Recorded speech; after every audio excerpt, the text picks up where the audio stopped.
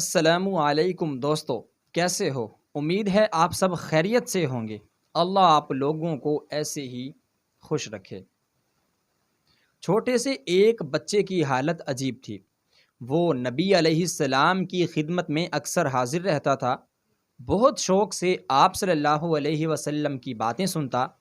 آپ جب وعظ کے لیے ممبر پر تشریف فرما ہوتے تو وہ ممبر کے قریب ہو جاتا، نہایت غور سے آپ کا وعظ سنتا، ان باتوں کو یاد رکھنے کی مکمل کوشش کرتا۔ وہ آپ کے پیچھے نمازیں بھی ادا کرتا تھا۔ رسول اللہ کو بھی اس سے بہت محبت تھی، بہت لگاؤ تھا۔ آپ اس پر بہت زیادہ شفقت فرماتے تھے۔ ایک مرتبہ حضور صلی اللہ علیہ وسلم کے لیے کہیں طائف سے انگوروں کا تحفہ آیا۔ یہ بچہ اس وقت آپ کے پاس موجود تھا۔ آپ نے اسے انگوروں کے 2 گوشے دیے اور فرمایا، بیٹا ایک گوشہ تمہارا ہے، ایک تمہاری والدہ کا ہے، گھر جا کر ایک والدہ کو دے دینا، ایک تم کھا لینا۔ یہ آخر بچے تھے، چھوٹے تھے، راستے میں اپنا گوشہ کھانے لگا، مزہ آیا تو والدہ والا گوشہ بھی کھا گئے۔ والدہ سے انگوروں کا ذکر تک نہ کیا۔ 1-2 روز بعد رسول اللہ نے ان سے پوچھا، بیٹا اپنی ماں کو انگوروں کا گوشہ دیا تھا؟ یہ بچے ضرور تھے لیکن رہتے تھے حضور علیہ الصلاۃ والسلام کی صحبت میں، طبیعت میں سچائی موجود تھی، ایمانداری موجود تھی۔ فوراً بولے، یا رسول اللہ، وہ دونوں گوشے میں نے خود ہی کھا لیے تھے، اپنی والدہ کو نہیں دیے۔ تو حضور صلی اللہ علیہ وسلم مسکرا دیے۔ اس بچے کا نام نعمان تھا۔ حضرت نعمان بن بشیر کا تعلق قبیلہ خزرج کے خاندان بنو حارث سے تھا۔ والد کا نام بشیر بن سعد تھا۔ 2 ہجری میں غزوہ بدر سے 3-4 ماہ پہلے پیدا ہوئے۔ آنکھ کھولی تو گھر میں اسلام کے جلوے دیکھے۔ ان کے والد بشیر بن سعد رضی اللہ تعالی عنہ انصار میں سب سے پہلے ایمان لانے والوں میں سے تھے۔ وہ رسول اللہ کے بہت شیدائی تھے۔ نبوت کے 13ویں سال جو بڑی بیعت ہوئی اس میں بھی شریک تھے۔ غزوہ بدر، غزوہ احزاب اور دوسرے تمام غزوات میں حضور صلی اللہ علیہ وسلم کے ساتھ رہے۔ خلافت کے مسئلے میں انہوں نے حضرت ابو بکر صدیق رضی اللہ تعالی عنہ کے حقی حمایت کی اور انصار میں سب سے پہلے انہوں نے ہی ان سے بیعت کی۔ حضرت نعمان رضی اللہ تعالی عنہ کی والدہ حضرت عمرہ بنت رواحہ رضی اللہ تعالی عنہ مشہور صحابی حضرت عبداللہ بن رواحہ رضی اللہ تعالی عنہ کی بہن تھیں۔ یہ عبداللہ بن رواحہ رضی اللہ تعالی عنہ جنگ موتا میں شہید ہوئے۔ انہیں اپنے بیٹے نعمان سے بہت محبت تھی۔ ہجرت نبوی کے بعد یہ پہلے بچے ہیں جو کسی انصاری کے گھر پیدا ہوئے۔ والد انہیں نبی علیہ السلام کی خدمت میں لے جاتے تھے۔ حضور صلی اللہ علیہ وآلہ وسلم کی وفات کے وقت آپ کی عمر 8 سال تھی یا غالباً 7 ماہ تھی۔ اتنی کم عمر میں بھی انہوں نے رسول اللہ صلی اللہ علیہ وآلہ وسلم کے بہت سے ارشادات انہیں یاد تھے۔ جب حضرت عثمان غنی رضی اللہ تعالی عنہ کی شہادت ہوئی تو انہیں بہت صدمہ لاحق ہوا۔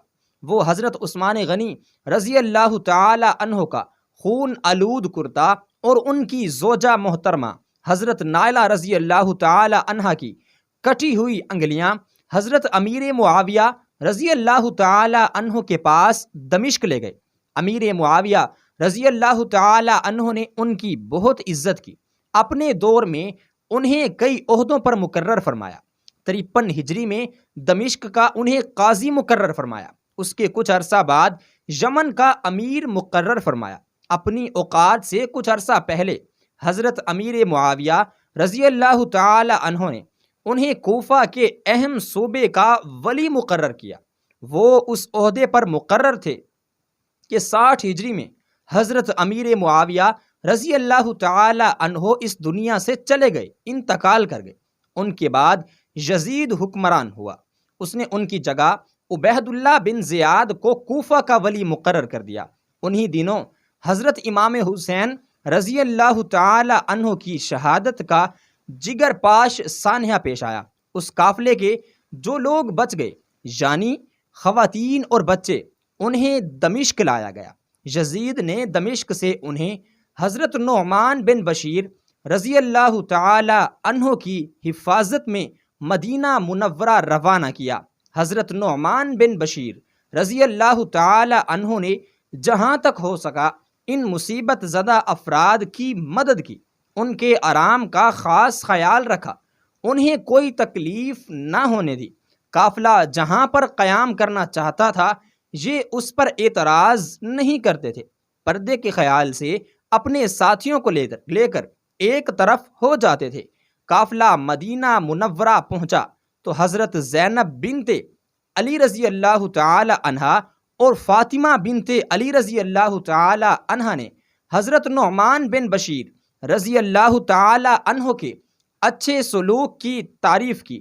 اپنے بازو میں پہننے والے کنگن اور بازو بند اتار کر انہیں پیش کیے اور کہا، ہمیں افسوس ہے اس وقت ہمارے پاس ان چیزوں کے علاوہ باقی کچھ نہیں ہے جو آپ کو ہم دے سکیں۔ حضرت نعمان بن بشیر رضی اللہ تعالی عنہ کی آنکھوں میں آنسو آگے بولے، اے رسول اللہ کی بیٹیوں، اللہ کی قسم میں نے جو کچھ کیا اللہ رب العزت کی رضا کے لیے کیا۔ رسول اللہ صلی اللہ علیہ وآلہ وسلم کا آپ سے جو تعلق ہے اس کی بنا پر کیا، کسی دنیاوی لالچ کی وجہ سے یہ نہیں کیا۔ یہ زیور آپ اپنے پاس ہی رکھیں، میں اپنا اجر ضائع نہیں کروں گا، اللہ کے لیے انہیں اپنے پاس رکھیں۔ یزید کی موت کے بعد 73 ہجری میں حضرت نعمان بن بشیر رضی اللہ تعالی عنہ مکہ میں آ گئے۔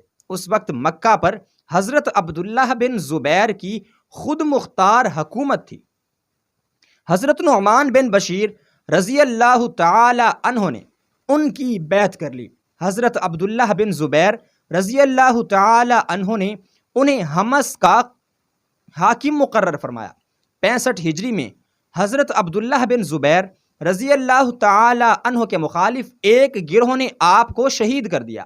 آپ رضی اللہ تعالی عنہ بہت نرم مزاج تھے، سخی تھے، بردبار تھے اور عبادت گزار بھی تھے۔ مؤرخ حافظ ابن عبد البر نے لکھا ہے، جب وہ حمص کے ولی تھے ایک مشہور شاعر عاشی ہمدانی ان کی خدمت میں حاضر ہوا۔ اس نے کہا، مجھ پر قرض ہے، قرض ادا کرنے میں میری ہیلپ کریں، میری مدد کریں۔ حضرت نعمان بن بشیر رضی اللہ تعالی عنہ نے اس سے کہا، اس وقت تو میرے پاس کچھ نہیں ہے۔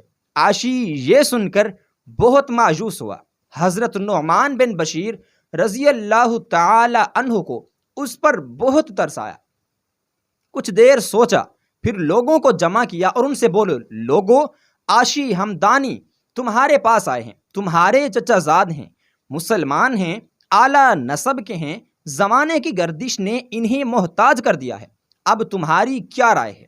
تمام حاضرین نے کہا، جو آپ فرمائیں ہم وہ کرنے کو بالکل تیار ہیں۔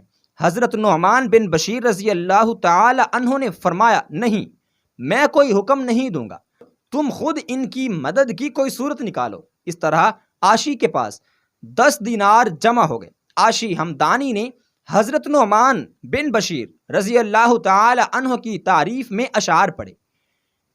علم افضل اعتبار سے نعمان بن بشیر بلند مرتبہ تھے، ان کا حافظہ بہت تیز تھا، جو کچھ حضور علیہ السلام کی زبانی بچپن میں سنا سب انہیں یاد تھا۔ نبی علیہ السلام کی وفات کے بعد آپ نے حضرت عائشہ صدیقہ رضی اللہ تعالی عنہا اور حضرت عمر فاروق رضی اللہ تعالی عنہ سے علم حاصل کیا۔ حضرت عبداللہ بن رواحہ رضی اللہ تعالی عنہ سے بھی احادیث سنی۔ آپ مختلف صوبوں کے ولی رہے، اس دوران انہیں مقدمات کے فیصلے کرنے پڑے۔ سیرت نگاروں نے لکھا ہے کہ وہ فیصلے کرتے وقت حضور علیہ الصلاۃ والسلام کے ارشادات کو سامنے رکھتے تھے، احادیث کا حوالہ دیا کرتے تھے۔ کبھی کوئی حدیث بیان کرتے وقت کانوں کو ایسے ہاتھ لگا کر فرمایا کرتے تھے، میں نے اپنے کانوں سے رسول اللہ صلی اللہ علیہ وآلہ وسلم کو یوں فرماتے ہوئے سنا ہے۔ آپ سب لوگ دعا کیجئے کہ اللہ ہم سے اور صحابہ کرام سے اور خاص طور پر حضرت نعمان بن بشیر رضی اللہ تعالی عنہ سے راضی ہو۔ جزاکم اللہ خیرا۔ السلام علیکم۔